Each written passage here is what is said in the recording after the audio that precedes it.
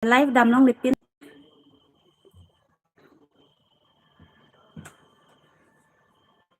si pini ke subscriber posi thank you ne tu apen ke isi bank ke no dambom no ma ta dia nang kili lo pinge 21 lo ni nili nang litum ha nang ki pitang an a videos abang nang litum por he pime noi la pen ke li chat the sitame litum nang ke not exactly la so question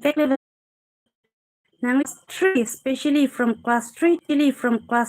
important po nang tum por he ng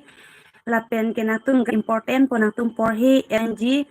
la pen ke nang tum guideline se choklo just see la kene heri karbi subject suppose you are prepared 5 ana karbi kita be por he anang po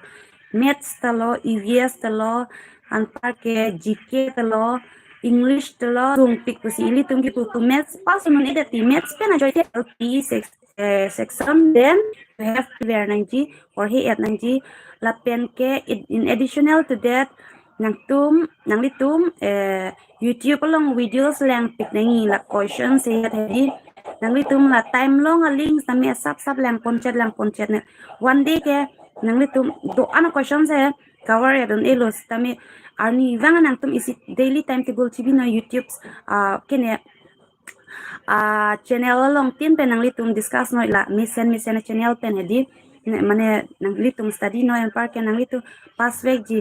nili ta la somsi akedam mane tiat kitok don ke prepare lo je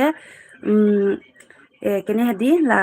questions hedi la YouTube channel do mati la si la YouTube channel long